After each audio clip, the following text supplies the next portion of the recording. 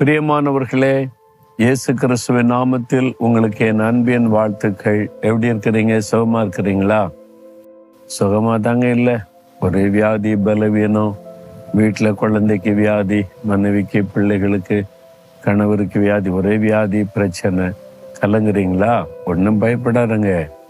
ஆண்டவர் இன்றைக்கு ஒரு வாக்கு கொடுக்கிறாருன்னு தெரியுமா?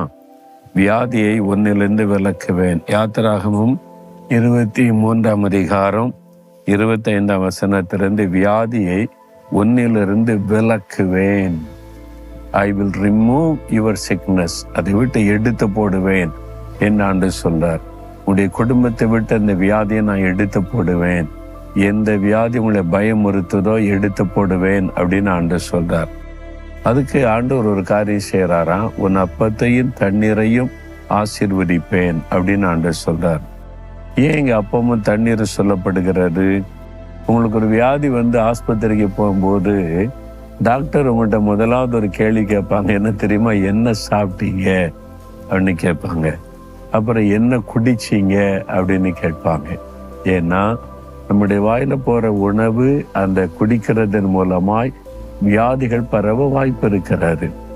அதனால உண்ணுகிற உணவை குறித்து கவனமா இருக்கணும். குடிக்கிற பானத்தை குறித்து கவனமா இருக்கணும். அது தேவனால் ஆசீர்வதிக்கப்பட்டிருக்கணும். நம்முடைய உடம்புக்கு ஒத்துக்கொள்ளாத, அவசியமில்லாததை சாப்பிடக்கூடாது, குடிக்கக்கூடாது. நம்முடைய ஆரோக்கியத்தின் மீது அக்கறையா இருந்து ஒப்பு கொடுத்தாதான் வியாதியை விலக்கி போடுவார். நீங்க அதை குறித்து அக்கறை இல்லாமல் இருந்தீங்கன்னா ஆண்டவர் சொல்லுவார், ஏன் உன்னை குணமாக்கணும்? நான் இப்போ குணமாக்கினால மறுபடியும் வியாதியை நீயே சம்பாதித்து கொள்ற, பிறகு நான் உன்னை குணமாக்கி என்ன பிரயோஜனம் தான் ஆண்டவர் சொல்லுவாரு.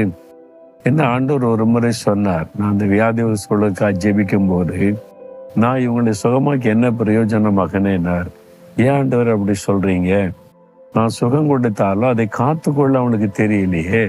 சுகத்தை காத்து கொள்ளணும், நம்முடைய சரீரத்தை ஆண்டவுடைய ஆலயமா இருக்குதுன்னு அந்த சிந்தையே இல்லாம இருக்கிறாங்களே.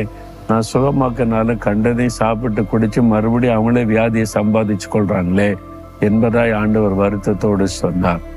நான் உங்களுக்கு ஆலோசனை கொடுக்கிற ஆண்டவர்ன்னு சொல்லிதான் நம்முடைய தெய்வீக சுகத்தை காத்து கொள்வது எப்படி அப்படின்னு புக்கே நான் எழுதினேன். அந்த புக்கை நாங்கள் வெளியிட்டு இருக்கிறோம். உங்களுக்கு வேணாலும் அனுப்பி வைக்கிறோம், நீங்க கேளுங்க. அப்போ நம்முடைய சரீர சுகத்தை குறித்து நம்ம அக்கறையா இருந்தா ஆண்டவர் நம்மை குணமாக்குவார். அப்போ நம்ம உண்ணுகிற உணவை குறித்து, குடிக்கிற தண்ணீரை குறித்து கவனம் செலுத்தணும். அதோட நீங்க என்ன சாப்பிட்டாலும், நீங்க என்ன குடிச்சாலும் ஸ்தோத்திரம் பண்ணி ஜெபம் பண்ணி தான் குடிக்கணும். உங்க வாய்க்குள்ள என்ன போனாலும் சரி. அப்போ ஆண்டவரே இந்த தண்ணீரை ஆசீர்வதித்தாரும், இந்த பானத்தை எனக்கு ஆசீர்வதித்து தாரும், இந்த ஆகாரத்தை ஆசீர்வதித்தாரும், இதற்காய் ஸ்தோத்திரம். ஆண்டவரை துதித்து ஸ்தோத்தரித்து ஜெபித்து தான் எதையுமே உண்ணணும். நம்முடைய சரீரம் தேவனுடைய ஆலயம். அதை எந்த விதத்துல பாதிப்புக்குள்ளாக்கி விடக்கூடாதுன்னு அக்கறை நமக்கு இருந்தா வியாதியை நான் விலக்குவேன்னு கர்த்தர் சொல்றார். உண்மையை ஒப்பு கொடுக்குறீங்களா? இனிமே கண்டதையும் சாப்பிட மாட்டேன், கண்டதையும் குடிக்க மாட்டேன், இன்னும் நான் கவனம் செலுத்துவேன், எனக்கு நல்ல சுகம் தாங்க, என் குடும்பத்தில் இருக்கிற எல்லாரும் சுகம் கொடுங்கன்னு கேட்டு பாருங்க. இன்னைக்கு விலக்கி போட்டுருவார். ஏன்னா நம்முடைய வியாதியிலிருந்து நமக்கு சுகம் கொடுக்க சிலுவிலே நம்முடைய நோய்களை சுமந்து விட்டார். மத்தேயு 8ஆம் அதிகாரம் 17ஆம் வசனத்துல இயேசு கிறிஸ்து நம்முடைய பலவீனங்களை ஏற்றுக்கொண்டு நோய்களை சிலுவிலே சுமந்தார். அவருடைய தழும்புகளால் குணமாகிறோம். 1 பேதுரு 2:24 வாசிக்கிறோம். அவர் ஏற்றுக்கொண்ட தழும்புகளே நம்மை சுகமாக்க.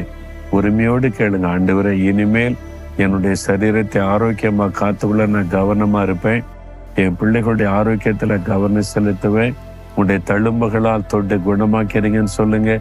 எப்பேற்பட்ட வியாதியானாலும் மறைஞ்சிடும். கேன்சரா இருக்கலாம், ஆஸ்துமாவா இருக்கலாம், ஆர்த்தரைட்டிஸா இருக்கலாம், ஏதோ ஒரு வாயில நுழையாத பேர் சொல்லலாம் வியாதிக்கு. எதுவானாலும் கர்த்தர் விலக்குவார். விசுவாசத்தோட ஜெபிங்க. உங்களுக்காக, குடும்பத்தாருக்காக ஜெபிங்க. ஆண்டவரே, வியாதியை நான் உன்னை விட்டு விலக்குவேன் என்ற வாக்கு கொடுத்தீர்.